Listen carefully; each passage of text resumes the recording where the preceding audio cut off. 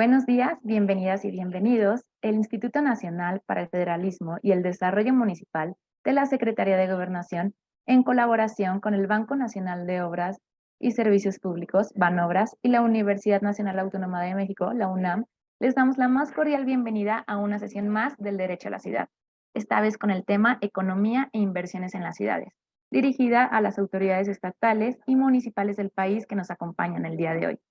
El objetivo de la sesión del día de hoy es examinar el papel que puedan desempeñar las ciudades como catalizadoras del crecimiento económico y el desarrollo social, impulsando, entre otros factores, la creación de infraestructura y la promoción de inversiones para lograr ciudades inclusivas y sostenibles y con ello contribuir la garantización del derecho a la ciudad. Agradecemos el interés de estar nuevamente aquí con nosotros y esperamos este relevante tema sea de su utilidad. Les comentamos que en caso de presentarse alguna situación no planeada durante la sesión, como sismo, pérdida de conexión a Internet o pérdida de luz, restableceremos la conexión para dar seguimiento a la sesión en el momento que no sea posible. Muchas gracias por su comprensión. A continuación, me permitiré dar la más cordial bienvenida a las autoridades que nos acompañan durante la sesión. En primera instancia, le damos la más cordial bienvenida al licenciado Ignacio Valle Fernández, coordinador del INAFED. También me permito dar la más cordial bienvenida a Pablo Flores Mirón, subgerente de Asistencia Técnica del Banco Nacional de Obras y Servicios Públicos. Al sociólogo Juan Rodrigo Alonso Álvarez, director de City Manager Lab, y a la arquitecta Paola Viviana Enciso Casallas, investigadora de la Facultad de Arquitectura, Universidad Nacional Autónoma de México, UNAM.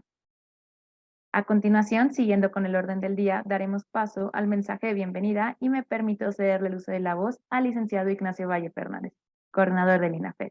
Adelante, por favor. Muchas gracias, Cintia. Bueno, en nombre de la Secretaría de Gobernación, nuestro Instituto Nacional para el Federalismo y el Desarrollo Municipal, INAFED, da la bienvenida a todas las personas que consideraron conveniente entrar a esta octava sesión de este diálogo que hemos denominado Derecho a la Ciudad.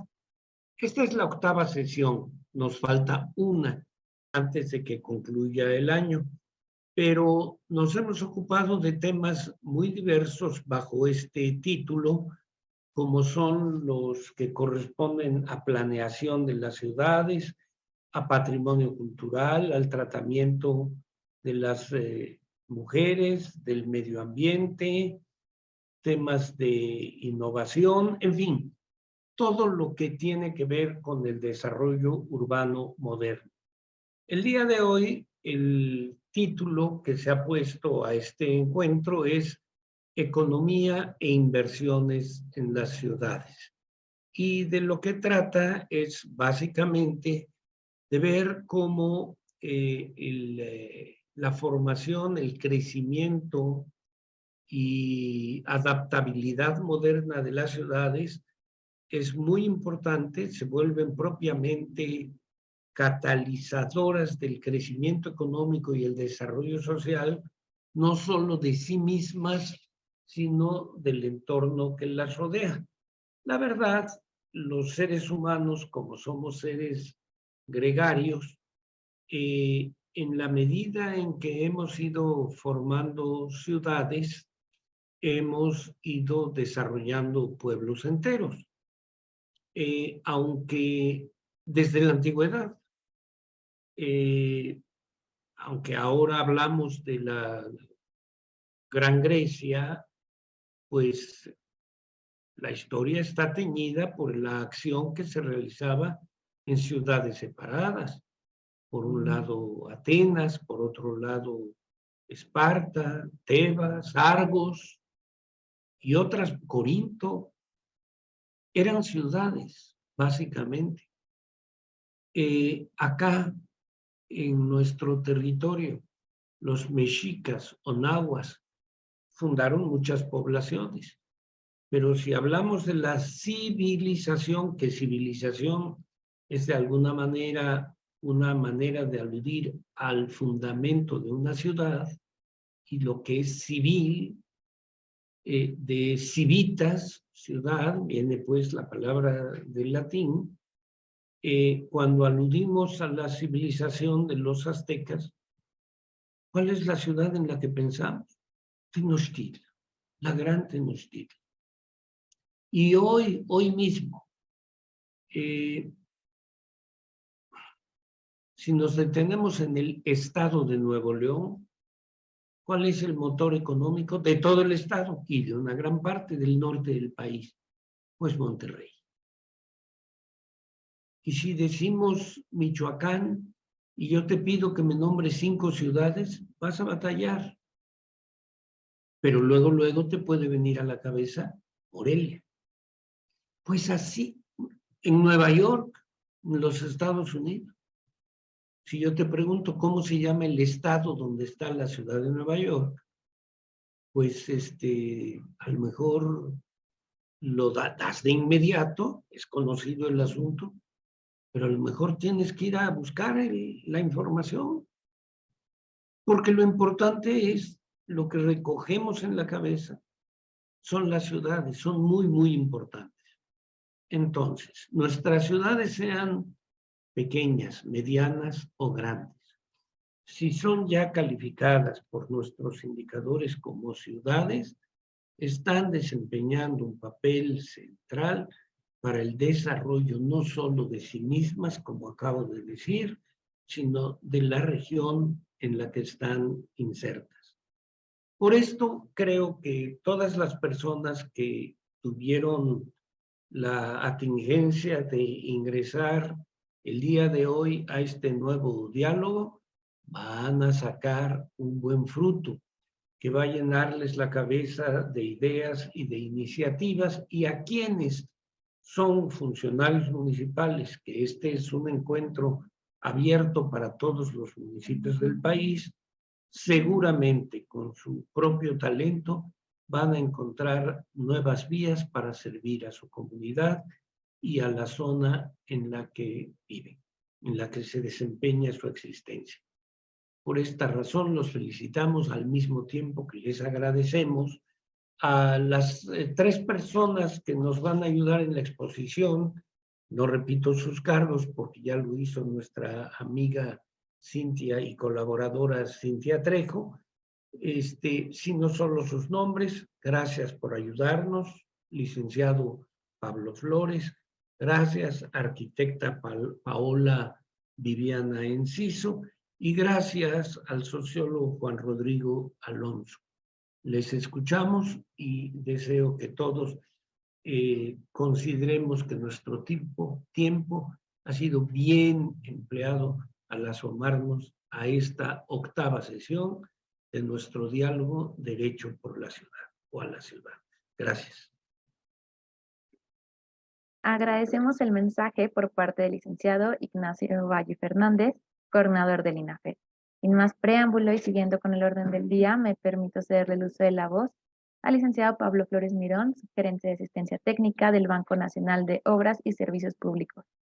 Adelante, por favor.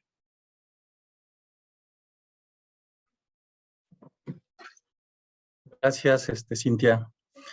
Pues antes que nada, quiero agradecer a nombre del maestro Jorge Mendoza Sánchez, director general de Banobras, y del maestro Antonio García Carreño, director general adjunto de Financiamiento y Asistencia Técnica a Gobiernos, el que nos hayan invitado a esta ponencia. Agradezco también compartir el panel con los colaboradores de aquí de la UNAM. Y sin más preámbulo, me voy a permitir compartir la pantalla. En caso de que no cambiara de modo presentación, la estaría quitando y lo haría de modo normal. Si en caso de que no cambie, pues ustedes me comentan y lo hacemos. Ahorita aquí para iniciar, digo, Banobras, como introducción, tenemos 2 funciones, una como banca comercial y la otra como banca de desarrollo.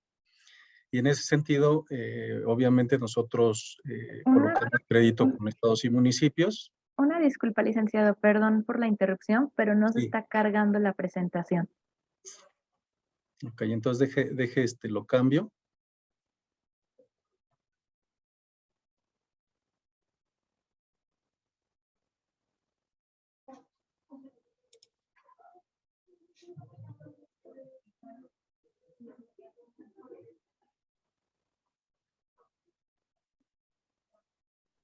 Ahí sí se ve.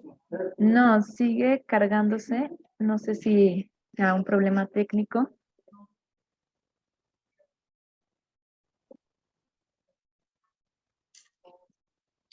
No sé qué esté pasando, la verdad, yo aquí ya me está dejando, me está permitiendo compartir, pero tenemos aquí un problema. Si no puede, o sea, puede pasar la presentación para que alguien del equipo del INAFED pueda ayudar a exponerla, bueno, a presentar las láminas. A ver, pantalla.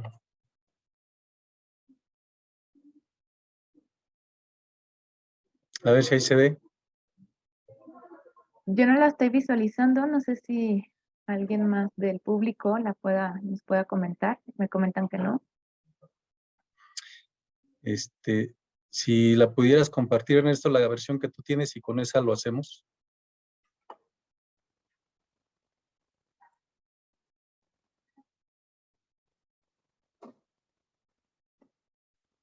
Muchas gracias. Vamos a esperar unos cuantos segundos en lo que empiezan a... Listo, ya. Ya solo falta en modo presentación, Ernesto, y está listo todo. Perfecto.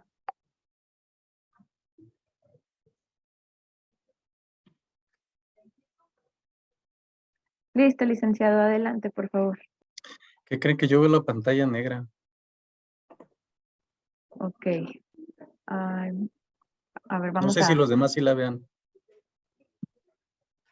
Nosotros sí la estamos visualizando. También nos comentan que sí la están visualizando. Bueno, vamos a hacer una cosa, así la vamos a exponer. Yo me guío con la mía que tengo acá. Y digo, ahorita lo salvamos. Esta situación de las comunicaciones luego nos juegan algunas Complicado. bromas. Claro que sí. Algunos dicen que hay fantasmas, ¿no? Pero bueno, esperemos que no. Bueno, les comentaba yo esta situación de que realmente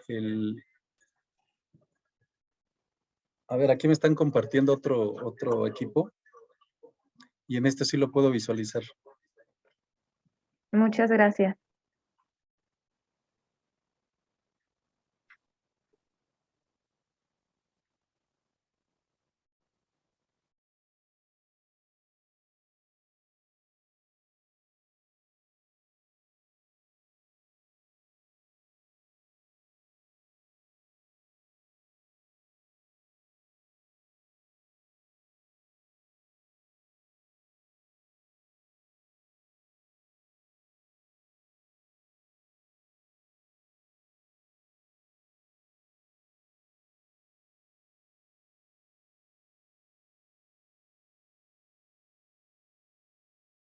Sí, licenciado. Ya también le di permiso de habilitar su micrófono.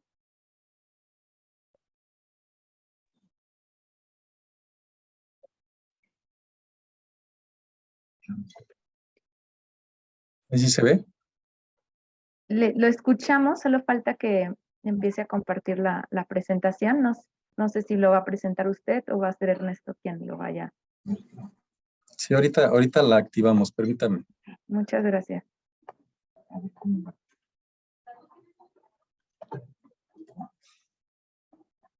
Aquí está.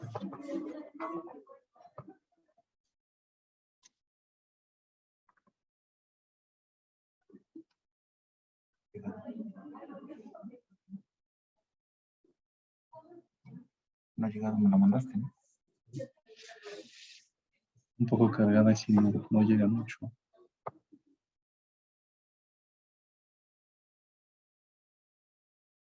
¿Qué tal? ¿Cómo están, amigas, amigos? Muy buenos días. Gracias por acompañarnos en lo que el licenciado Pablo Flores resuelve este tema técnico. Por reiterarles que nos da mucho gusto contar con ustedes este día. Cuenten ustedes, por supuesto, con las presentaciones al término de la sesión. Y pues también esperamos que se registren todos para que podamos tener una buena documentación de esta exposición, que prácticamente estamos llegando ya al final de este ciclo, el derecho a la ciudad. Lo esperamos en la última sesión el próximo jueves 8 de diciembre para que podamos hacer juntos algunas conclusiones. Sería importante, vamos a hacer una dinámica un poco diferente. Vamos a identificar a aquellas personas que nos han acompañado de manera más frecuente y les vamos a invitar a que nos acompañen y que nos hagan algunos comentarios y con ellos construyamos conclusiones de este ciclo, del cual pues esta penúltima sesión es de lo más relevante, economía e inversiones en las ciudades. Y como ustedes pudieron escuchar, tenemos 3 ponentes de gran calado.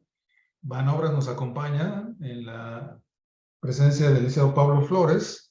Y por supuesto también tenemos a la Universidad Nacional Autónoma de México con la arquitecta Paola Enciso, y nos acompaña también el sociólogo Juan Rodrigo Alonso de City Manager Lab. Entonces, estemos atentos a escuchar esta presentación y me parece que ya resolvió el tema. Adelante, Pablo, si eres tan amable. Ya nada más le doy a bajar. Adelante, por favor. Ya ¿Ya se visualizamos ve la bien? presentación.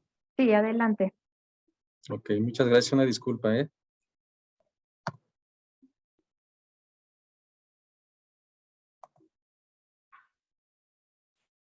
Bueno, si en caso de que no cambie, ustedes me comentan. Yo aquí me permití organizar, y por eso era la parte introductoria, este tema de que Banobras, una de las partes es la asistencia técnica, y eso es lo que nos distingue o nos hace diferentes a la banca comercial, toda vez que somos una banca de desarrollo, y la asistencia técnica tiene que ver con, obviamente, el apoyo a los municipios. Y en ese sentido, la presentación está enfocada de esta manera, y por eso iniciamos con este tema, de que realmente los municipios tienen esta situación que realmente es la que siempre les ha afectado, y sobre todo ahorita con la ley de disciplina financiera, en la que pues realmente los ingresos cada vez son menores. Entonces, en ese sentido, sabemos este primer punto, que los municipios, y sobre todo también eso tiene que ver con las ciudades, que tienen bajos ingresos y poca autonomía financiera. Este 21% de ingresos propios tiene que ver con estadísticas que nosotros elaboramos, y sobre todo para cuando se hacen estudios directamente con las ciudades y aquellos municipios que no tienen ciudades. Entonces, en ese sentido, sabemos nosotros que el periodo de administración de los municipios es muy corto, y en ese sentido, muchas veces los proyectos que realizan son a corto plazo.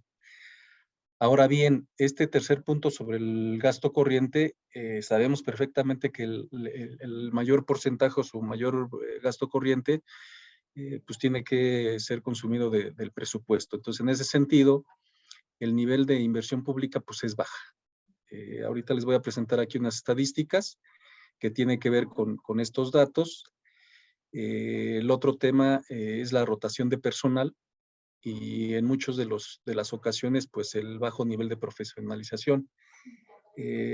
Nos ha tocado en el momento en que nosotros ofrecemos los servicios de asistencia técnica, como es asesorías, pues nos damos cuenta de esta situación. Entonces, en ese sentido, nosotros también nos vemos limitados cuando ofrecemos la parte de recuperación de carteras vencidas, en este tema de carácter administrativo y político, que muchas veces pues está por encima de, pues llamémosle así de manera directa, de los beneficios que pudieran tener los municipios si la administración realmente se enfocara pues a cobrar los impuestos. Aquí vamos a hablarlo de manera abierta. Entonces, en ese sentido, Normalmente nosotros ofrecemos esa administración o esa asesoría en el tema de asistencia técnica en el primer año porque entendemos esa parte política, pues. Entonces, en ese sentido, también nos hemos enfrentado al momento de que les ofrecemos la parte de financiamiento, que es un derecho de ellos, nos vemos limitados a que ellos realmente lo utilicen en el primer año para generar infraestructura. Entonces, en ese sentido, nosotros por eso damos inicio de esta parte y sobre todo, esta estadística tiene que ver con un tema que abordamos en una exposición hace poco, en donde efectivamente a nivel nacional así se comportan los ingresos y los egresos de los municipios. La mayor parte de los ingresos viene de las aportaciones y las participaciones federales. Y el mayor egreso, como les comentaba hace un momento, pues se van en servicios generales y personales. Entonces, en ese sentido, los ingresos propios única y exclusivamente generan el 21%, y de este lado la inversión pública pues prácticamente se reduce debido a, obviamente, del pago de esa deuda y sobre todo la parte de transferencias y subsidios y algunos otros gastos que por ahí traen. Entonces, en ese sentido, ya siendo un promedio, si un municipio trae un presupuesto de 252 millones de pesos, que este es un promedio que nosotros sacamos de este análisis que les comentaba, realmente de ingresos propios trae más o menos esta cantidad de 53 millones de pesos. Lo cual quiere decir que el 22% de gasto que está enfocado a la inversión, pues prácticamente son 55 millones, que es muy poco. Y estamos hablando de un municipio promedio.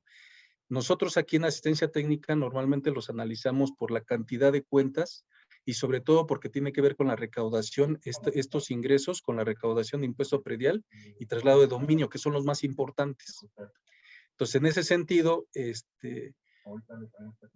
lo que les comentábamos aquí también, una gran parte de esta inversión tiene que ver con del programa que nosotros traemos de financiamiento del FAIS. Y en ese sentido, realmente, pues el gasto corriente y consumo la mayor parte de sus ingresos.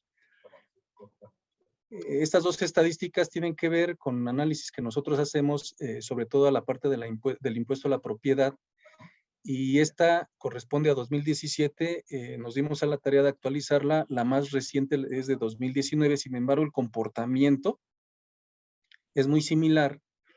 Y en ese sentido, el impuesto a la propiedad, los más importantes es el predial y el traslado de dominio. Y como ustedes podrán ver, la recaudación de este impuesto a la propiedad no ha pasado del punto 3, se ha ido incrementando y para 2019 ha llegado al punto 29. Entonces, en ese sentido, quisimos enfocarlo desde este punto de vista porque nosotros lo que buscamos con la parte de asistencia técnica es fortalecer las finanzas públicas. ¿Y por qué decimos fortalecer las finanzas públicas? Nosotros impartimos cursos, tanto en el tema de predial, en el tema de agua y también de evaluación de proyectos, pero específicamente la parte de catastro y de impuesto predial, traemos carteras vencidas del 45%. Promedio. Sin embargo, este año que estamos terminando, hicimos ya un análisis y hay municipios, y tiene que ver con ciudades, que traen una cartera vencida del 65%. Es decir, de cada 100 pesos que tú emites o facturas de impuesto predial, solo estás cobrando 35. Por razones de ética no menciono el municipio, pero es una ciudad, y es una ciudad que trae alrededor de 300,000 cuentas. Entonces, en ese sentido, ustedes podrán ver que la parte más importante de esto es, si ustedes se dan cuenta en esta estadística o en esta gráfica que estoy exponiendo, es más o menos el comportamiento de las ciudades con cuentas, digo, algunos podrán decir que no son muy similares, sin embargo, como podrán ver, por ejemplo, un Aguascalientes que trae 249,000 cuentas y solo recauda 320 millones de pesos. Por un lado, y por el otro traemos algunas cuentas, algunas como Mérida, que recauda prácticamente el doble, ¿no? O algunas otras como Monterrey, que recauda 1,206 millones de pesos. Entonces, vean la discrepancia. Ahora, nosotros lo que buscamos siempre como banca de desarrollo y sobre todo en la parte de asistencia técnica es precisamente enfocarnos en esto. Que vean la importancia y el potencial que tienen para recuperar esas carteras vencidas y enfocarlo a la parte de inversión y sobre todo que tiene que ver con el mejoramiento de las ciudades y crear las condiciones de infraestructura necesarias para darle realce o reactivar la parte económica. Entonces, en ese sentido, nosotros lo que hacemos es, mediante esta asistencia técnica, es ayudar a los municipios para fortalecer sus ingresos propios y sobre todo en esta parte que les decía, de ejecutar obra pública, pero mediante el financiamiento responsable. Por eso también damos realce a este curso y lo tuvimos que implementar de evaluación de proyectos para que ellos vean la parte importante y cuál de los proyectos que ellos van a implementar es el que va a beneficiar a la mayor parte de la población. Entonces, en ese sentido, también en la parte del curso que damos de agua y de catastro, tiene que ver con esto de la recuperación de la cartera vencida. Realmente traemos un problema muy fuerte porque si nosotros, y digo, lo hablo en plural, porque yo he tenido que participar en algunos, como funcionario en algunos catastros, realmente si nosotros no implementamos esas medidas para recuperar esa cartera vencida y cada vez es mayor, pues realmente ahí traemos un potencial que estamos desperdiciando. Entonces, en ese sentido, por eso nosotros damos esa parte y sobre todo también en la parte de traslado de dominio. Como ustedes podrán haber visto las dos gráficas, el impuesto predial sí ha ido en aumento y sin embargo el traslado de dominio se ha estancado. La falta de tarifas progresivas, tanto en uno como en otro, y más en el traslado de dominio, es lo que no permite que haya ese ingreso que los municipios pueden tener para realmente invertir en esta parte de lo que es infraestructura. Entonces, en ese sentido, por eso yo lo quise enfocar en esta parte y sobre todo que vean la importancia que tiene por los porcentajes que ya traemos de cartera vencida, que son mayores al 50%. Entonces, en ese sentido, nosotros aquí, ya enfocándonos en la parte del tema, es una buena planeación como ciudades o incluso municipios que no se han convertido en ciudades y que a futuro lo van a hacer, todo tiene que ver con el ordenamiento del territorio y realmente respetar los planes municipales de desarrollo. ¿Por qué? Porque eso tiene que ver con los asentamientos humanos que tarde o temprano se van a convertir en ciudades. Entonces, si nosotros realmente destinamos y aplicamos la norma para enfocar directamente, porque obviamente los planes de desarrollo urbano tienen que ver con el estudio del territorio del suelo del municipio. Entonces, en ese sentido, hay que ir buscando la aplicación correcta y adecuada y respetando estos planes de desarrollo urbano, porque a mí me ha tocado ver que cuando se inician o se empiezan a hacer fraccionamientos en zonas de reserva ecológica, en zonas donde no deberían de ser. ¿Por qué? Porque hace falta servicios, el suelo no está adecuado para ese tipo de asentamientos humanos, y no digamos eso, sobre todo cuando se empieza a implementar o a generar industria dentro de las zonas urbanas, cuando realmente los planes municipales de desarrollo enfocan muy bien cuáles son las zonas en donde se debe de asentar ese desarrollo. Entonces, en ese sentido, nosotros, cuando buscamos, y qué bueno que nos permitieron participar en este tema, aquí tiene que ver tres puntos importantes. El municipio, dentro de su territorio, tiene que, uno, respetar ese plan de desarrollo, que si bien es cierto que ya lo traen con administraciones anteriores, si se detectan algunos detalles, pues obviamente hay que corregirlos, pero sí ejecutar esa obra pública con ese financiamiento que se tiene a la mano. Y la parte más importante es la generación de infraestructura para crear las condiciones para que realmente exista ese crecimiento económico de una manera sustentada y de una manera armónica. Porque si iniciamos, y yo lo he visto tristemente, que en muchas de las ocasiones la infraestructura se da de manera desproporcional y no se enfoca realmente para generar las condiciones de ese crecimiento económico. Entonces, en ese sentido, nosotros lo enfocamos así, y con esta asistencia técnica lo que buscamos es, asesorar de una manera, a lo mejor el término va a ser muy, muy ambicioso, de una manera adecuada, el que los presidentes municipales y las administraciones realmente vean que el crecimiento de su región o de su municipio tiene que estar enfocado, digo, aquí nosotros lo vemos desde este punto de vista, pero el principal es los elementos que los municipios y los gobiernos estatales deben de brindar, sobre todo para que exista estas condiciones.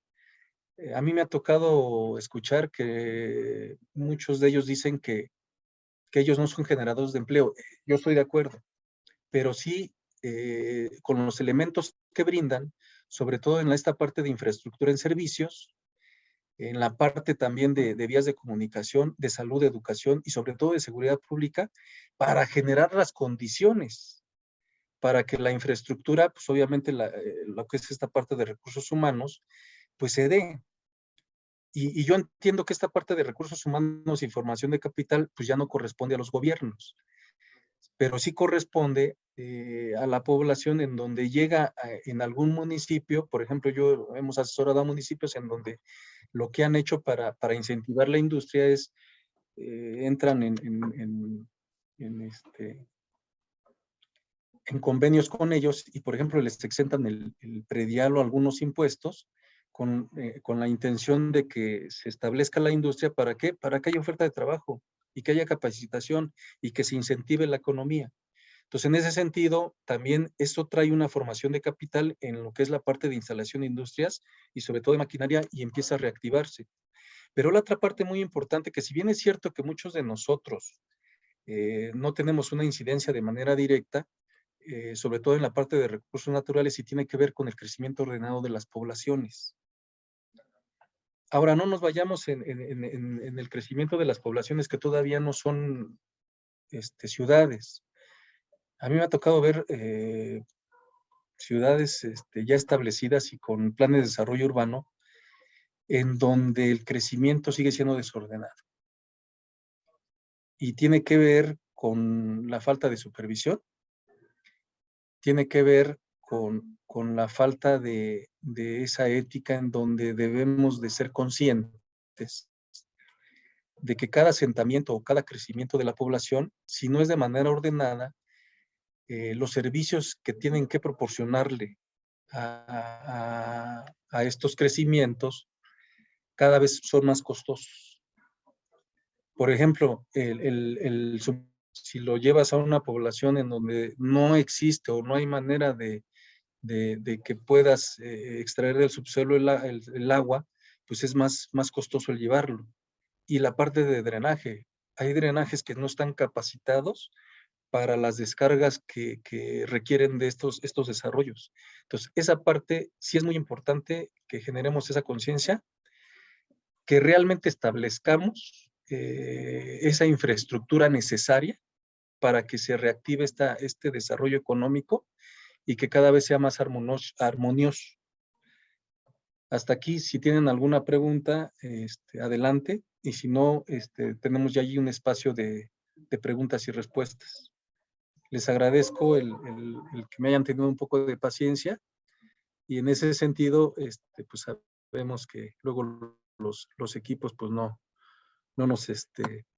nos permiten pues el estar aquí presentes, pero espero que haya sido de su interés. Muchas gracias. Muchísimas gracias al licenciado Pablo Flores Mirón, subgerente de asistencia técnica del Banco Nacional de Obras y Servicios Públicos Banobras. Como bien lo comentó, vamos a tener un espacio para preguntas y respuestas más adelante, por lo que seguiremos las presentaciones con el sociólogo Rodrigo Alonso Álvarez, director de City Manager Lab. Adelante, por favor, ¿ya tiene habilitado el audio? No sé si... ¿Me escuchan Listo. ahí? Sí, perfecto. ¿Alcanzan a ver la presentación? La presentación la vemos como modo expositor y la vemos, bueno, yo la veo un poco oscura. Ok, entonces voy a poner un PDF. Va a ser más fácil. Muchas gracias. Solo unos momentos más, mientras tanto y las invitamos a que puedan escribir sus dudas, sus comentarios a través del chat. Muchas gracias por su comprensión. ¿Ahí sí lo alcanzan a ver? Listo, ya, modo presentación. Perfecto, se ve. Ok, muy bien. Muchísimas gracias a todas y a todos. Gracias a el licenciado Ignacio Valle por la invitación, a Ernesto Rodríguez también, Cintia Trejo y Omar Cruz. La verdad es que agradecemos también el espacio para poder hablar con todas y todos ustedes.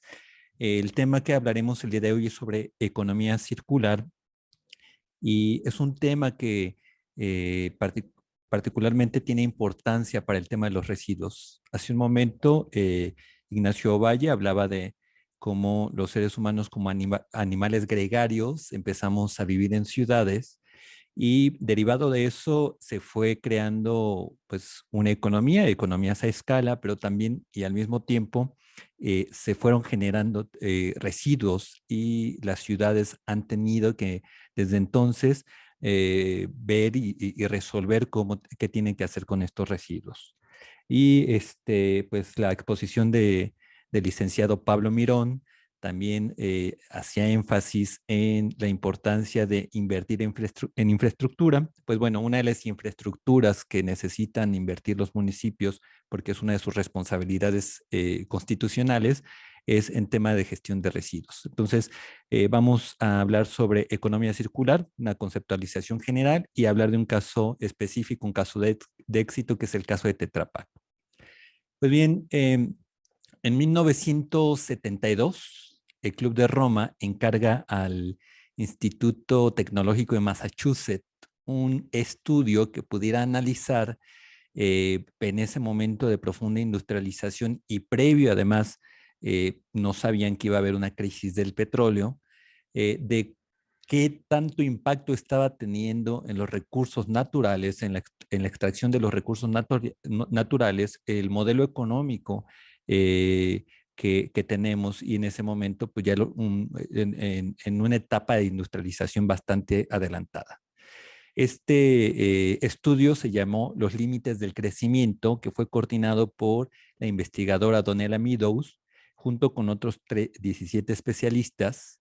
Y uno de sus principales, o la principal conclusión a la que llegaron es el texto que nosotros vemos allí, ¿no? Si el actual crecimiento, esto hablamos de la década de los 70, de la población mundial, la industrialización, la contaminación, la producción de alimentos y la explotación de los recursos naturales se mantienen sin variación hasta ese momento, alcanzará los límites absolutos del crecimiento en la Tierra durante los próximos 100 años. Es decir, que no nos iban a alcanzar los recursos naturales si seguíamos exactamente con ese ritmo de crecimiento.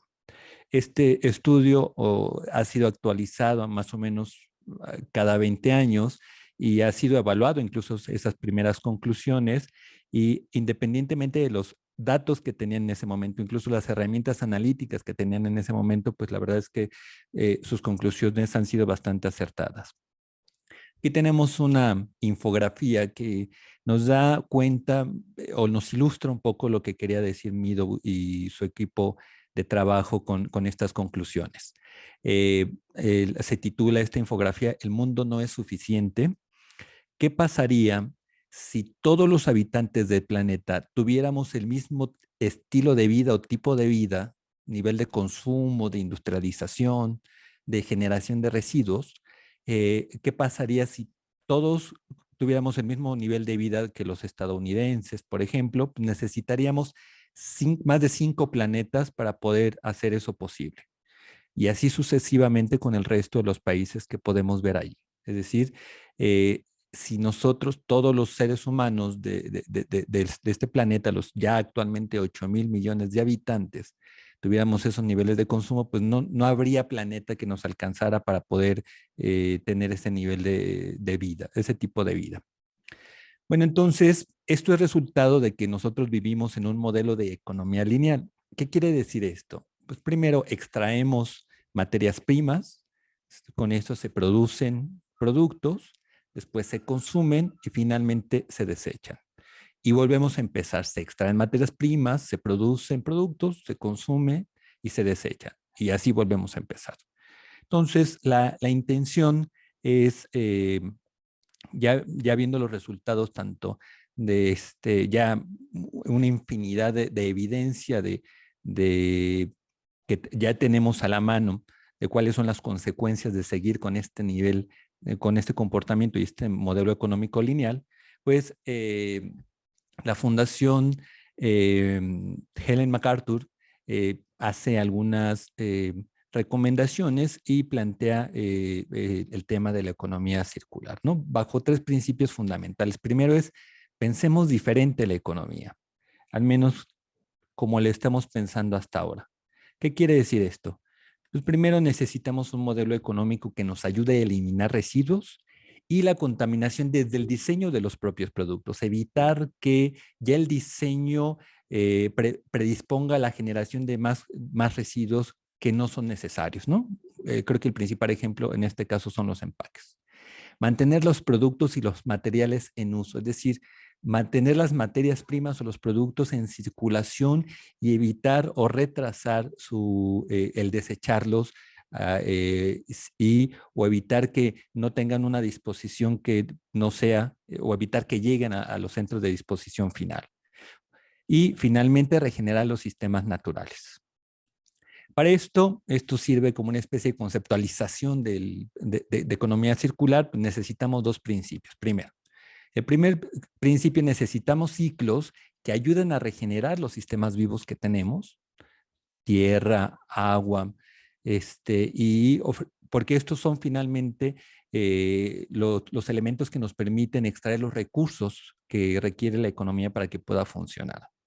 Y el segundo principio es los ciclos técnicos, es decir, que nuestros modelos económicos nos permitan y crear ciclos y sistemas que nos permitan recuperar o restaurar los productos, los componentes y las materias primas mediante estrategias de reutilización, recuperación, remanufactura, reciclaje y a nivel individual incluso regalar lo que nosotros no estamos utilizando.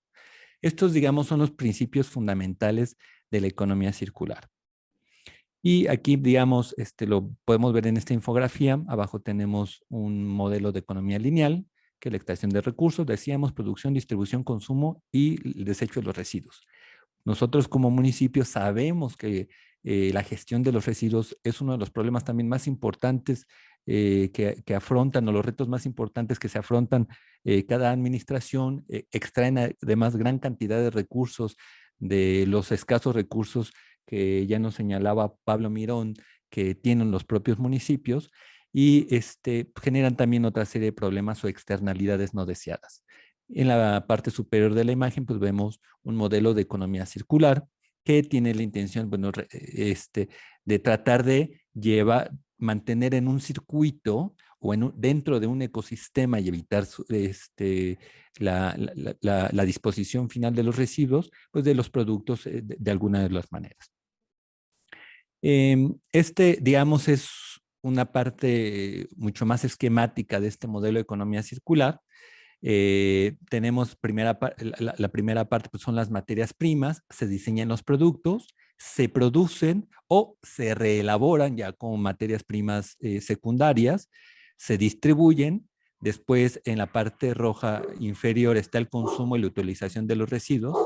Perdón por mi perrito, pero ya saben que es parte del sound system del hogar, del home office.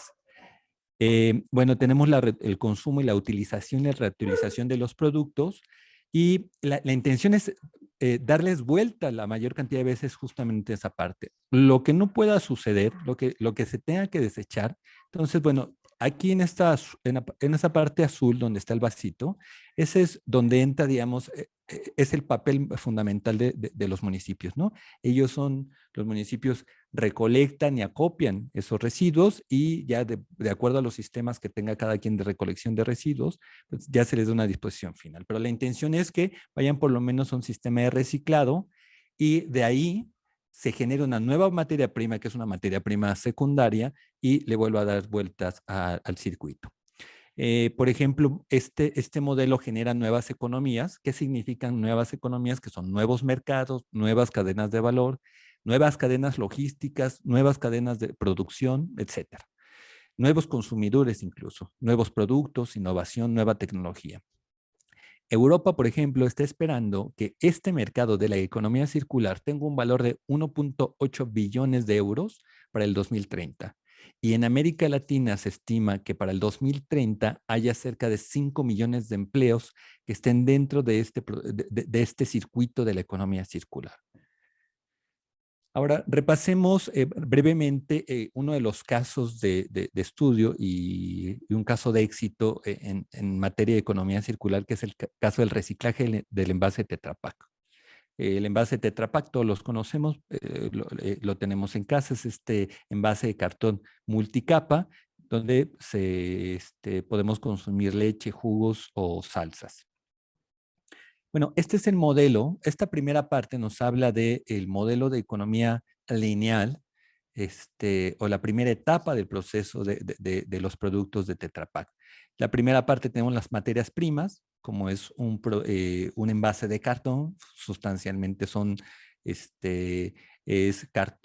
viene de las maderas, papel y aluminio y plástico. Después eso se produce en grandes hojas de cartón, se distribuyen, ya los clientes de Tetra Pak ya los rellenan con sus productos, después se van a la venta, se consumen y se van a la recolección de los residuos. Digamos, hasta hace 10 años, este era su modelo, ¿no? Lo que sucedía después del desecho de producto, pues la verdad es que ya nadie sabía qué sucedía con él, ¿no? Lo que, bueno, sí sabemos, se iba a centros de disposición final, se reciclaba muy poco. Actualmente, bueno, ya hay una segunda cadena, que es una cadena de reciclaje dentro del modelo de economía circular de esta empresa, que bueno, ya el consumidor puede separarlos. Hay acopiadores, tanto municipios o acopiadores privados que les reciben o hay espacios de disposición para poderlo ir a acopiar o a disponer. Hay recicladores que ya ocupan ese envase para sacar nuevas materias primas, y de allí se obtienen dos materias primas fundamentales, el cartón y el polialuminio, que en un momento les hablaré más sobre estas dos materias primas. Bueno, primero también para conocer ya el proceso de reciclaje del envase de Tetra Pak, tenemos que saber cómo está compuesto el envase. El 72% es cartón, fibra de cartón, el 23% es polietileno o plástico de baja densidad, y aquí y el 5% aluminio. Cabe destacar que por el perfil de la empresa y por el perfil del producto que comercializan, que son envases de cartón para alimentos, el tipo de productos que manejan, tanto cartón, polietileno y el aluminio, son de alta calidad. Ya veremos los resultados de esta primera parte, digamos, de utilizar materias primas de primera instancia como resultado ya en un proceso de reciclaje ya veremos cuáles son los beneficios de utilizar esta calidad de materias primas. Bueno, lo que tenemos que saber primero es cómo se recicla el Tetra Pak, más o menos paso a paso. Lo primero que se tiene que hacer es aplastar. Bueno, primero vaciar, perdón, se vacía. En algunos casos se recomienda que se enjuague, pero en muchos lugares existen problemas de carencia de agua. Entonces, sería absurdo pedirles que hicieran eso. Lo único que se pide es que se vacíe el envase, se aplaste y se tape. Si son pequeños con el popote, pues dentro del popote, dentro del envase se integra el popote y así tal cual se vaya almacenando, ¿no? Después, ya que sabemos eso, pues lo que entra es ya un circuito de reciclaje que, bueno, del consumidor va a la entrega voluntaria en contenedores que han dispuesto para ello o los servicios municipales lo recogen, ¿no? Después se van a la separación de residuos a los centros de acopio, es decir, ya se van compactando y se van haciendo pacas para que el reciclador pueda empezar el proceso. Hay un pulper que es lo que nosotros vemos abajo, el contenedor azul que vemos en la parte inferior de la imagen. Eso imagínense que es una especie de licuadora gigante con aspas. Se integra ahí las pacas del Tetra Pak, se pone agua y se licúa. Después salen dos materias primas, como decíamos, el polialuminio y la fibra de celulosa.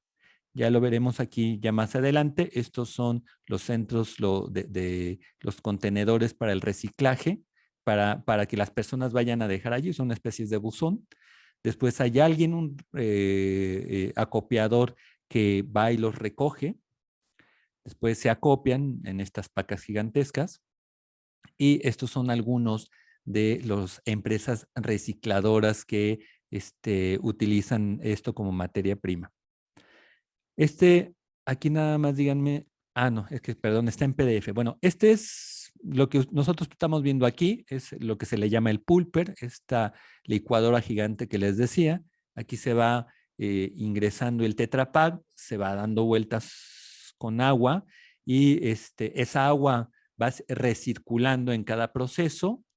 Y lo que tenemos después de este licuado, digamos, ya es la separación de la fibra, por un lado, que esta es la fibra de papel o de celulosa, que nos dan este tipo de productos, ¿no? Con la fibra de papel se puede hacer papel higiénico, suela de zapatos, esto lo utilizan mucho en algunos productores de calzado en León, Guanajuato, cajas de cartón, empaques para huevo, etcétera, ¿no? Servilletas, papel bond, bueno, con papel reciclado finalmente, etcétera, etcétera. Todo lo que ya conocemos que se puede hacer con papel reciclado se hace con esta fibra. Ahora, aquí tenemos una imagen de cómo se va separando después de que se pasa, digamos, por ese pulper. Tenemos aquí la fibra de aluminio y el polietileno ya en una sola, en una sola placa, digamos, ¿no? O pequeños papelitos. Es como si, pues sí, tocáramos papel aluminio muy, muy delgadito.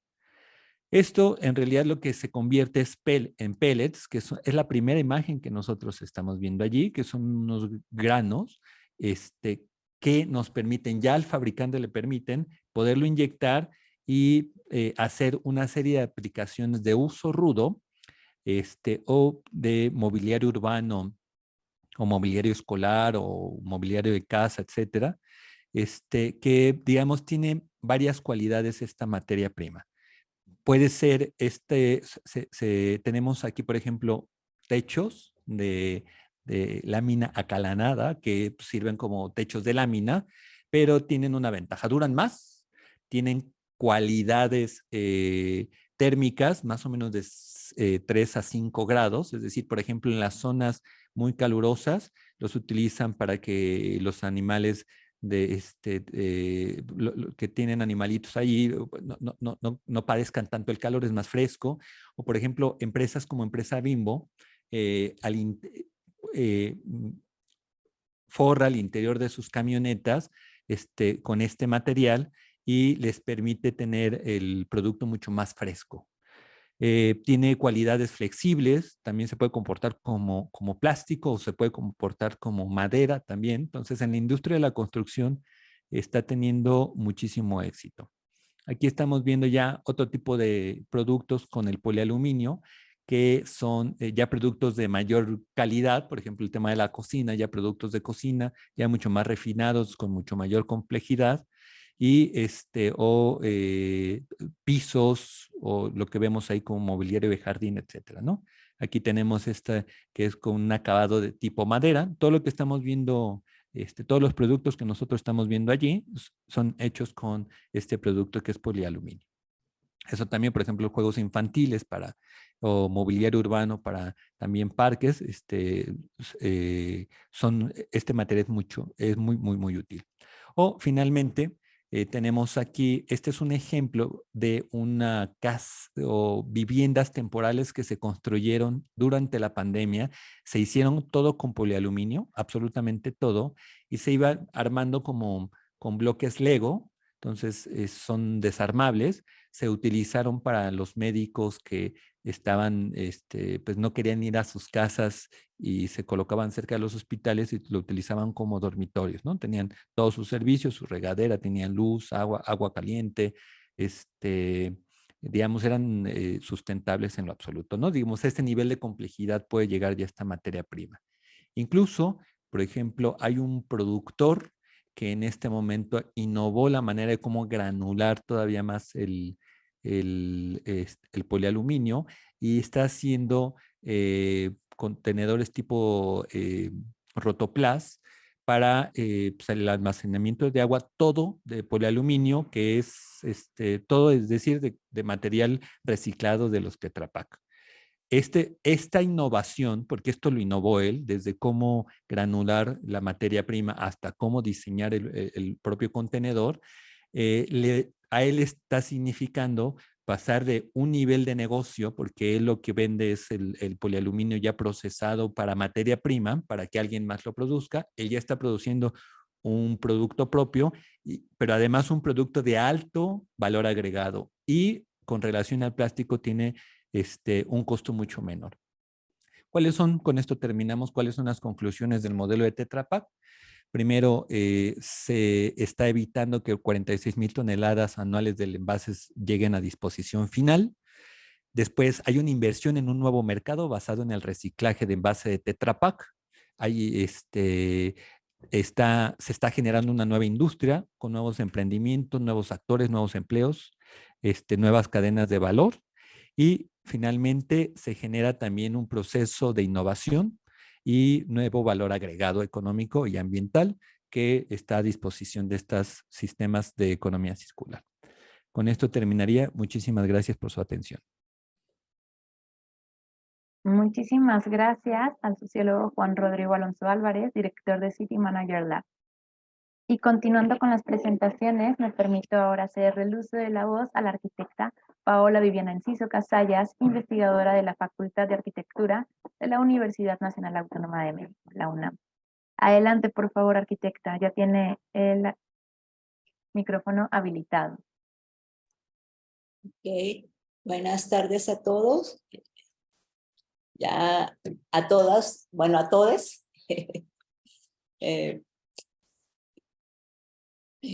¿Ya están viendo la presentación? Sí, se ve perfecto. Okay. Gracias. Agradezco igual la invitación. Vengo en equipo con Rodrigo. Trabajamos juntos este tema. Y voy a dar como una continuidad, ¿no? Porque la economía circular no se queda solo en la cuestión de residuos, sino que es aplicable a muchísimos más temas. Bien decía Rodrigo al principio de la presentación, que también incluye temas a nivel de suelo, a nivel de agua, ¿no? Y esto lo podemos aplicar en todos los municipios, ¿no? Solo que es un problema de ciclos, ¿no? Como lo nombraba, son ciclos de vida y es un cambio a nivel económico, ¿no? De saber ver cómo reutilizamos todo, ¿no? Por ejemplo, el problema de los residuos, que ahorita lo vamos a ver un poco, no, la basura no es basura, sino que nosotros la vemos como basura, ¿no? Inclusive ahorita vemos el reciclado, ¿no? Pero también la basura orgánica tiene su ciclo y la podemos reincorporar de alguna manera a la naturaleza, ¿no? En este ciclo de vida orgánico, ¿no? Ahorita vimos el ciclo de vida inorgánico, pero también podemos tener una reincorporación de los residuos en el ciclo de vida orgánico, ¿no? Y así podemos empezar a ver que también se reincorporan a esta economía circular el suelo, el aire, el agua, ¿no?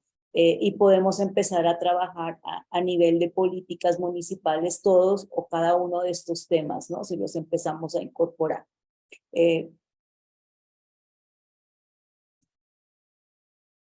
Ay, ¿cómo me salgo de esto? Y,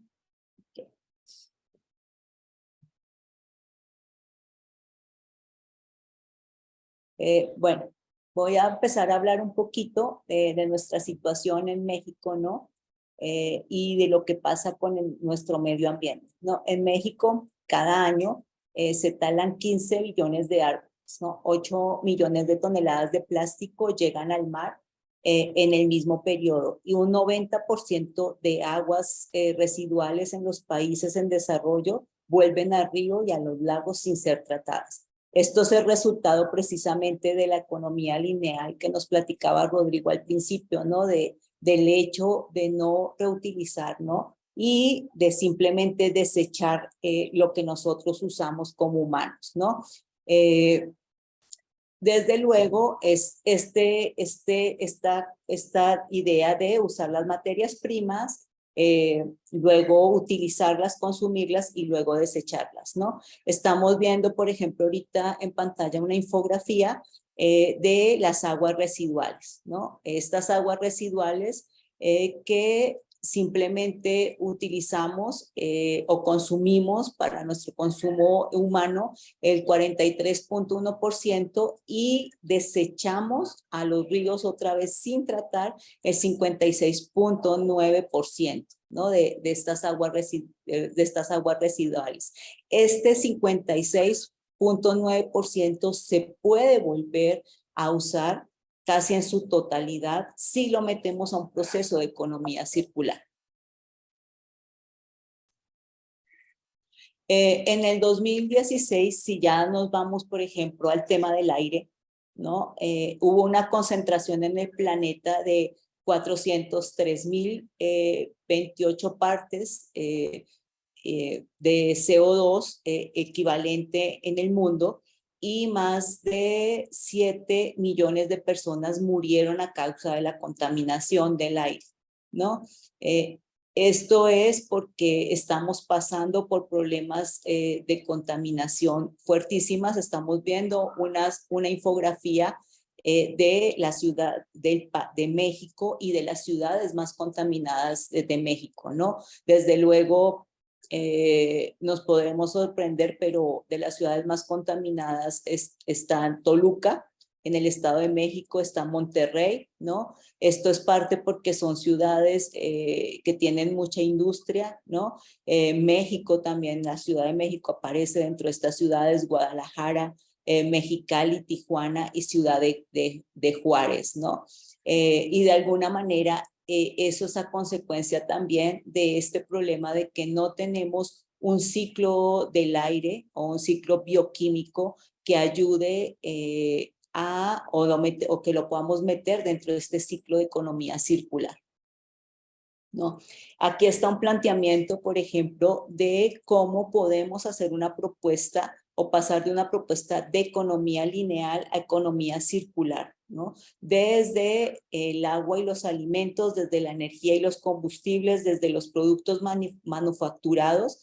Ya vimos el caso de éxito de Tetra Pak, pero podemos estar hablando, por ejemplo, el caso de la ropa, el caso del vidrio, el caso del PET, ¿no? Y desde la madera, por ejemplo, los metales y los plásticos, y cómo lo podríamos ver desde un proceso de economía circular, ¿no?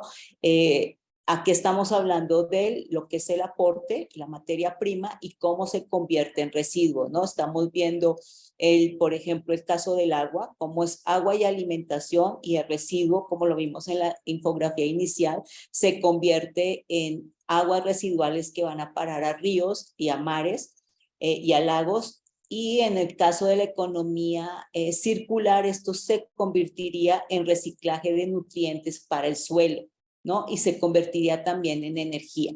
En el caso, por ejemplo, de la energía que utilizamos como combustible, en el caso de la economía lineal, se convertiría en el residuo en emisiones de CO2 equivalentes en atmósfera. En el caso de una economía circular, se estaría convirtiendo en emisiones cero o bajas emisiones de CO2 equivalentes, ¿no? En el caso de productos manufacturados, estaríamos en una economía lineal, hablando que los desechos se convierten, todos estos desechos y herramientas y embalajes en basura precisamente, y estarían llegando a los centros de disposición final, y en una economía circular estaríamos hablando de una reutilización y reciclaje, como nos ha mostrado Rodrigo anteriormente. Por ejemplo, en el caso de Tetra Pak estaríamos hablando del reciclaje, y estaríamos hablando que esta materia se podría convertir en servilletas o en el polialuminio, que estaríamos convirtiendo en madera plástica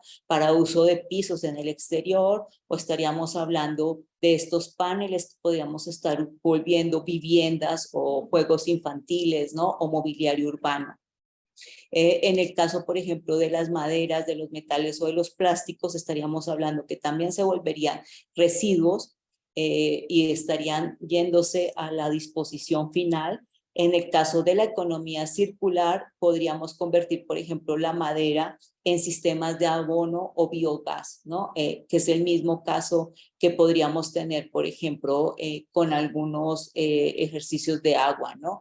Entonces, aquí es cuando vemos que la economía circular se vuelve en una estrategia muy importante para afrontar el cambio climático y para cumplir las metas de la Agenda 2030 y los objetivos o los ODS, ¿no? Y esta, además de todo, también se vuelve, como nos mostró Rodrigo, una propuesta muy importante para los municipios de oportunidades de nuevos negocios, ¿no? Para fomentar una innovación y para generar nuevos empleos que impulsarían a una sociedad más justa y equitativa. Aquí, por ejemplo, podemos observar en esta pequeña infografía cómo el aprovechamiento de los recursos, por ejemplo, ahorita con una economía lineal se está dando en un 10% y se está desperdiciando el 90%, ¿no? En una economía circular podríamos estar aprovechando casi el 70%, 78% de todos esos recursos otra vez, y estaríamos nomás desechando el 22%, ¿no? Esto podría, según el Ceneval, estaríamos generando prácticamente un 4.8 millones de empleos nuevos a nivel de México, y podríamos estar aprovechando casi el 80% de los desechos que producimos, ¿no? No solo desechos a niveles de residuos de basura, sino estamos hablando de desechos a niveles de todo lo que estamos consumiendo a nivel de naturaleza, ¿no? Estoy hablando de desechos a nivel de aire, a nivel de residuos sólidos, a nivel de agua.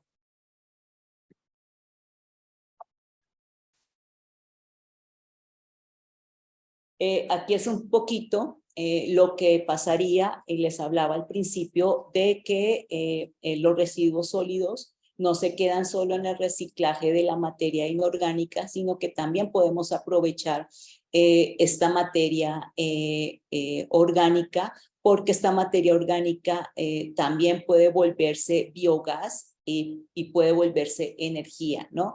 Porque por un tratamiento de ciclo de vida de factores orgánicos, por medio mecánico, biológico y térmico, como estamos viendo aquí en la planta, a través después de un tratamiento en el centro de disposición final, después de haber hecho la separación de toda esta materia inorgánica que se puede convertir, como ya nos mostró Rodrigo, en el caso, por ejemplo, de éxito de Tetra Pak, que también ya hay casos de éxito en el caso del PET, ¿no?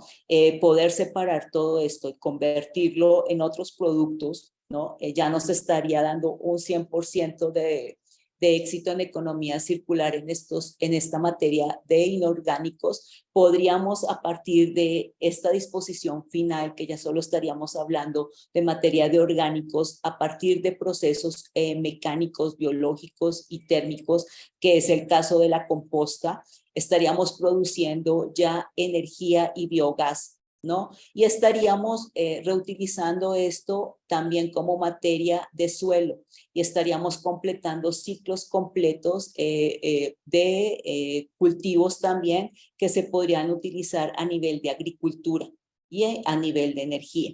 Y esto lo podemos ver muy claramente en normas como en el marco normativo del decreto del 2015. ¿No? Y aquí podemos ver precisamente una infografía hecha por Ecogoce, que es una organización que precisamente se dedica a esta recolección de materias inorgánicas, donde nos está mostrando parte de los desechos orgánicos e inorgánicos y cómo los estamos utilizando en la actualidad en el país. Respecto, por ejemplo, al agua, les traje también un ejemplo de cómo podemos completar la economía circular del agua, ¿no? Por un ejemplo de restauración de diseño en una política pública, ¿no? El agua, por ejemplo, viene de una fuente natural. Esta fuente de agua puede ser por sustracción de suelo, que es la mayoría de veces como la utilizamos en nuestros municipios, ¿no? El caso de la Ciudad de México pues es muy sonado porque tenemos escasez de agua, las sustraemos del suelo y por ahí cuando hablamos del tema aparece la famosa foto del Ángel de la Independencia, donde hace muchos años solo tenía una escalinata para sobresalir y ahora tenemos muchas escaleras porque la ciudad tenía un hundimiento que es debido a esta extracción del agua para consumo de las personas. Luego de esta extracción en las fuentes pasa al almacenamiento y luego a un sistema de abastecimiento, ¿no? Ese es como nuestro sistema lineal de economía lineal respecto al consumo del agua, ¿no? Sin embargo, nosotros a través de un estudio del sistema completo del agua necesitamos ver que esta agua después de ser consumida, el agua necesita volver al flujo de este sistema, de este ciclo de vida del agua, y entonces necesitamos ver en qué se convierte el agua un poquito, ¿no? Y entonces vemos que existen dos maneras de manejar esa agua, ¿no? Que es el manejo natural del agua y el manejo humano del agua, ¿no? Y a través de ese entendimiento podemos entender cómo podemos regresar esta agua que consumimos a este flujo natural del ciclo del agua. Desde luego, esto ya empezamos a entender que esta agua que ya hemos consumido puede volverse dentro de este ciclo natural, igual que los residuos, como portadora de nutrientes químicos y minerales, se puede volver a inyectar a subsuelo después de ser tratada o puede volverse a reutilizar como servicios, por ejemplo, lo que estamos haciendo en las nuevas políticas de vivienda, en el nuevo reglamento de construcción, a volverse a reutilizar dentro de los edificios para llenar nuestros inodoros, ¿no? Entonces, desde luego, vuelve a aparecer otra vez a un 100% la recuperación de esta agua, ¿no?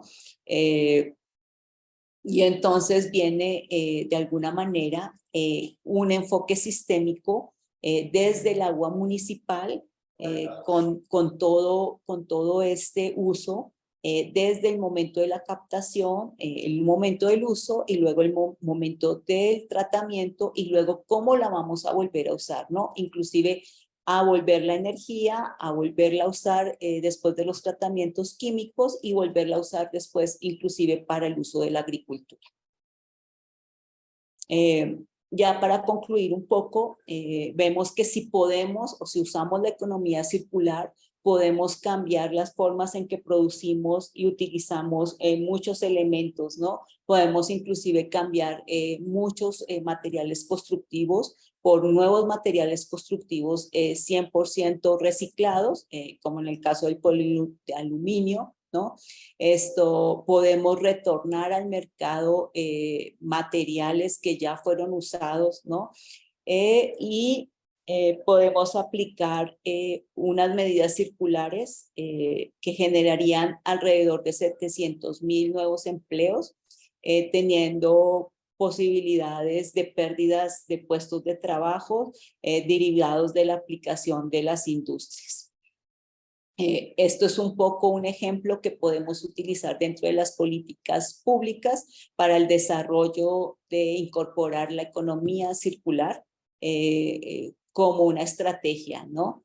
Podemos desarrollar un programa ideal de reciclaje, lanzamientos de coordinaciones de programas, capacitación a todos los niveles de institución, que es algo de lo que estamos haciendo aquí en este momento, ¿no? Recolección de desechos, incorporar nuevos programas de recolección de desechos y desde luego necesitamos, o es muy importante, un análisis y monitoreo del volumen de los desechos, ¿no? Es importante tener cada uno de estos puntos en cuenta en la creación de nuestros programas dentro de nuestras políticas públicas en cada uno de los municipios, ¿no?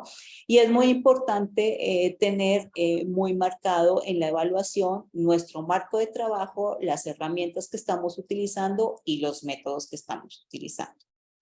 Pues creo que es todo. Muchas gracias por la atención prestada. Y pues no sé si pues, se generaron más dudas. Bueno, lo importante es que se generen muchas preguntas a partir de la presentación. Si no generamos preguntas, creo que no hicimos bien nuestro trabajo. Muchísimas gracias, arquitecta. Les agradecemos a cada uno de nuestros ponentes las presentaciones que nos han expuesto. Y ahora vamos a pasar el espacio para preguntas y comentarios. Les invitamos a que puedan dejar sus comentarios, sus preguntas a través del chat. Y vamos a dar lectura a unas preguntas y comentarios que he identificado. Vamos a empezar con la primera por parte de Elizabeth Berti, que dice así: ¿el financiamiento es bajo el techo presupuestal del municipio? No sé si nos puedan... adelante, por favor, licenciado.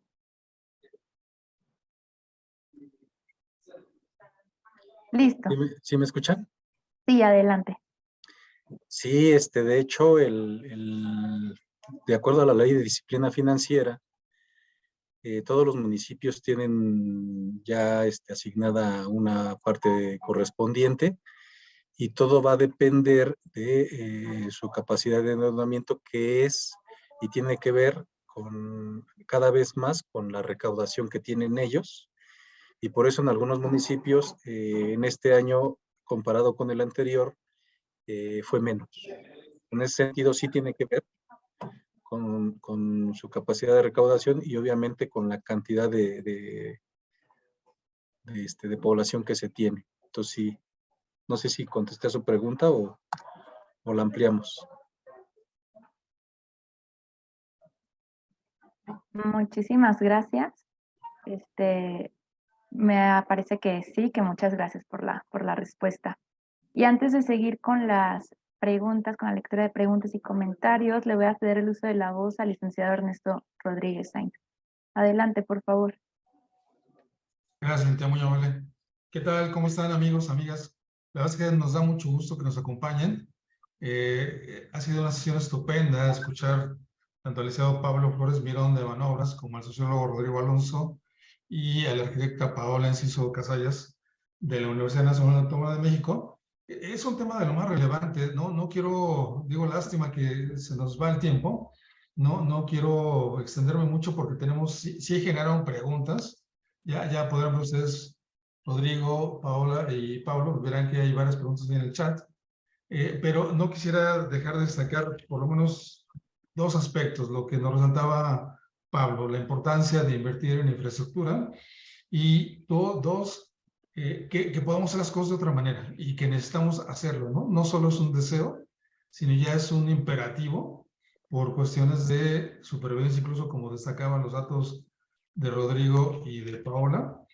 Y al final, Paola, yo apreciaba que un poco tus láminas en el sentido de, porque por ahí hay un par de preguntas que ahorita le paso la voz inmediatamente a Cintia, de que sí se puede, ¿no? O sea, sí se puede modificar nuestro patrón de producción, nuestro patrón de consumo, y que se puede empezar desde el municipio. Entonces, a mí me daba la impresión de que las últimas láminas que nos presentaban justamente apuntaban hacia este lado, y que también me parece que son muy buenas maneras de iniciar y de dar respuesta a algunas de las preguntas que por ahí tenemos en la pantalla.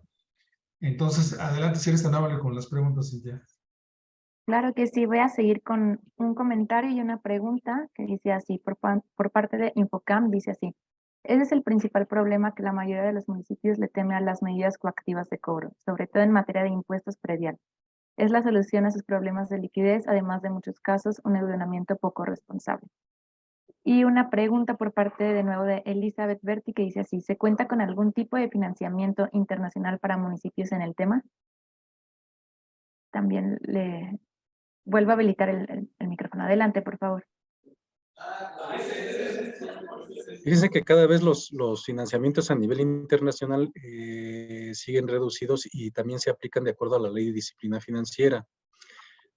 Todo esto tuvo que ver porque antes de la aplicación de esta ley se les daba financiamiento de manera discrecional y es por ello que algunos municipios ya no tienen capacidad de endeudamiento. Entonces, en ese sentido, lo que sí tenemos que tener en cuenta es ya las participaciones federales cada vez se sujetan más a la capacidad de recaudación del municipio.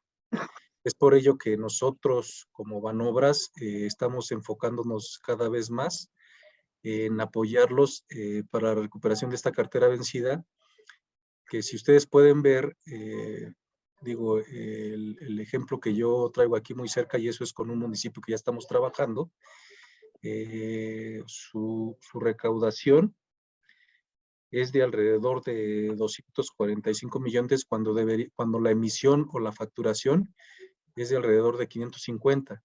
Entonces, imagínense nada más la capacidad que pueden tener de incrementar su recaudación para poder invertir en infraestructura, que es lo que les va a facilitar para que efectivamente se reactive la economía.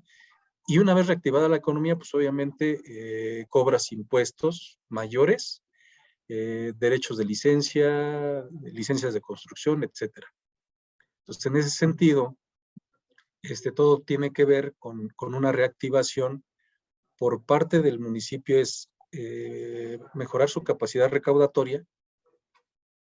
Y lo voy a decir aquí de manera abierta, la mayoría de los funcionarios no hacemos el trabajo que nos corresponde. ¿Cuál es la situación? No es posible que si tú como área recaudadora de ingresos, catastro, desarrollo urbano, no estás haciendo tu función de cobro de impuestos, ya sea por impuesto predial, por impuestos sobre adquisición de inmuebles o traslado de dominio, la expedición de licencias de fraccionamiento, de construcción, etcétera, la recaudación por eso cada vez es más baja. Entonces, en ese sentido, el municipio cada vez recauda menos, y en ese sentido, ¿quién es el que debe de estar en esa primera línea? Pues nosotros como funcionarios. Bueno, yo lo comento de manera particular porque me ha tocado estar en la línea, pues, en áreas de recaudación, y te das cuenta y hay algo que por ahí acabo de escuchar, que efectivamente por cuestiones políticas, muchas veces la parte de la cobranza coactiva no se ejecuta como debe de ser. Y en ese sentido, por eso cada vez la recaudación es menor, la inversión en infraestructura es menor, y obviamente lo que acaban de exponer aquí Rodrigo y Paola tiene que ver con eso. O sea, no tenemos rellenos sanitarios adecuados, precisamente porque no hay el suficiente recurso para invertir. No tenemos el tratamiento de aguas residuales, precisamente porque la mayoría de las plantas de tratamiento de aguas residuales están sin funcionar, y es producto de todo esto. Entonces, como funcionarios, sí se tiene que reactivar la recaudación para poder hacer inversión, porque si no, este es un ciclo, pues. El año pasado nosotros traíamos por ahí una cartera vencida en promedio de un 40%, y el municipio que más presentaba la cartera vencida era un 48%. Este año estamos finalizando, y se los digo porque nosotros llevamos este tipo de asesorías con datos reales que el mismo municipio nos proporciona, y ya llegar a una ciudad que tiene alrededor de 300,000 viviendas, echemos en promedio que traen por ahí cierta cantidad de población. Entonces, en ese sentido, es una ciudad media en donde la realidad las está rebasando, y la recaudación es muy baja. Entonces, en ese sentido, todo tiene que ver con esto. Es una realidad que traemos. Los municipios empezaron a acostumbrar a las participaciones federales, y en esa parte sí está costando trabajo. Por ello nosotros traemos esta iniciativa de apoyarlos, porque realmente los procedimientos para ejecutar esta cobranza coactiva pues no está dando resultados, y por ello está teniendo esta situación. No sé si digo, para no alargarme más, hasta aquí lo dejo para darle las gracias. Muchísimas gracias, licenciado. Y ahorita me voy a permitir de nuevo ceder el uso de la voz al licenciado Ernesto. Adelante, por favor. Sí, muchas gracias, Pablo. Fíjense, amigas, que solo por una cuestión de tiempo vamos a ir concluyendo esta sesión, pero no sin antes pedirles una última reflexión tanto a Rodrigo como a Paola. Y digo, hay varias preguntas, la verdad es que sí las hay, se las vamos a hacer llegar Paola a Rodrigo, particularmente porque son las que quedaron pendientes, pero hay una sobre la que me gustaría que elaboraran ambos, porque nos pregunta Alfonso Núñez, cosa que le agradecemos. La economía circular es muy difícil y implica varios factores, en fin. ¿Qué nos pueden decir al respecto como una conclusión final de esta gran exposición que nos han hecho? Y que esto nos dé un poco pie para poder reflexionar sobre el papel que pudiera jugar el municipio y las acciones que los municipios pudieran ir emprendiendo para, si la respuesta es positiva, pues entonces sí, para ir enganchándose a estos nuevos procesos. Adelante, si son tan amables, y con eso estamos finalizando prácticamente. Bien, muchísimas gracias. Reitero también mi agradecimiento, aprovecho al INAFED por la invitación. Sí es un tema complejo, sí, porque están involucrados muchos actores. Estamos hablando de generar nuevos modelos económicos, nuevas estructuras económicas también, pero se están gestando y ya está sucediendo. Es decir, ya todos los actores se están moviendo para eso, y eso ha facilitado mucho la generación de ciertas cadenas de economía circular. ¿Qué tienen que hacer los municipios en este caso? Está muy clara su participación.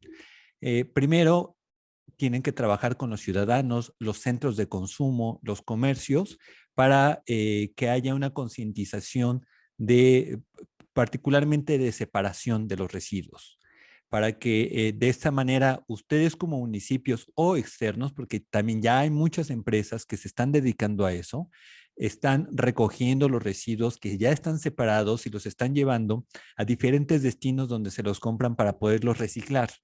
Eso también alivia mucho el trabajo de los municipios.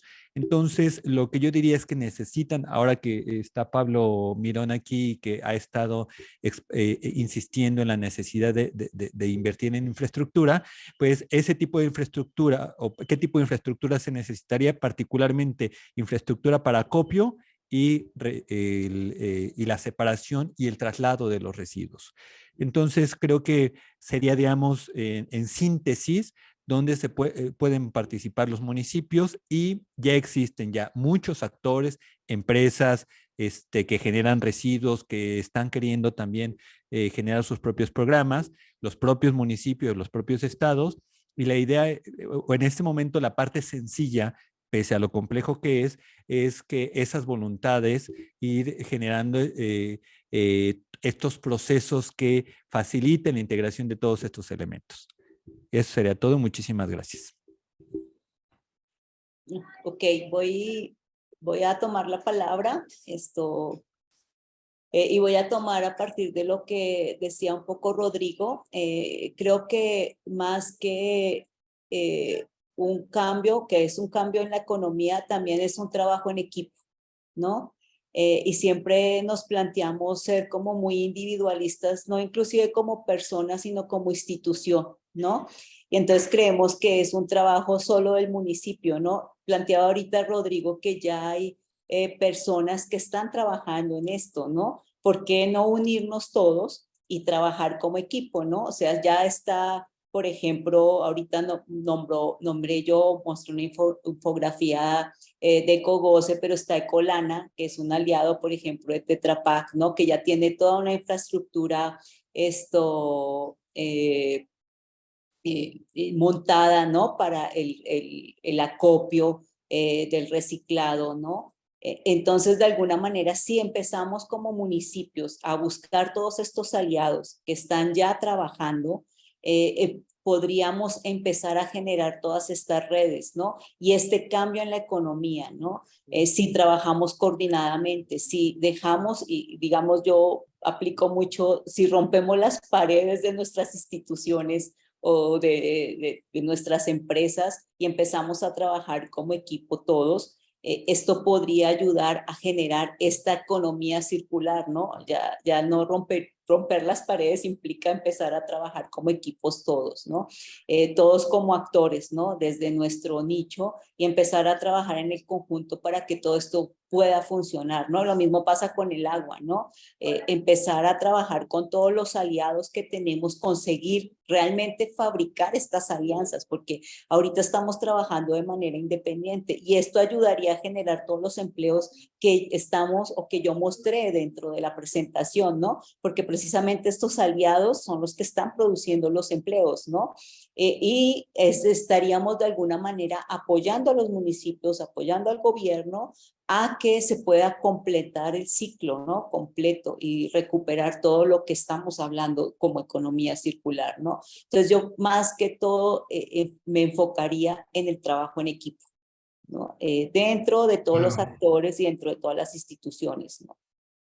Gracias, Pablo, muy amable. Pues miren, amigos, amigas, con esos comentarios estamos cerrando esta sesión. De verdad es que ha sido muy de lo más relevante. Les vamos a enviar las preguntas que nos quedaban pendientes con el compromiso de que podamos tener una respuesta por parte de ustedes. Y bueno, pues como decía Rodrigo y Paola, respondiendo un poco a algunas de las preguntas, es difícil, pero estamos en el camino, se está gestando y hay que seguir trabajando en esto, hay que seguir trabajando en infraestructura y por supuesto esta última idea de los aliados es fundamental. En nombre de la Secretaría de Gobernación, del INAFED, de nuestro coordinador, el licenciado Ignacio Valle Fernández, les agradecemos al licenciado Pablo Flores Mirón de Banobras. Pablo, muchas gracias. A la arquitecta Paola Enciso Casallas y al sociólogo Rodrigo Alonso Álvarez. Rodrigo, muchas gracias por toda tu intervención, de lo más destacado. Y a todos ustedes les damos nuestro agradecimiento por habernos acompañado y los esperamos en la última sesión del diálogo El Derecho a la Ciudad, próximo 8 de diciembre. Muchas gracias, que tengan buena tarde.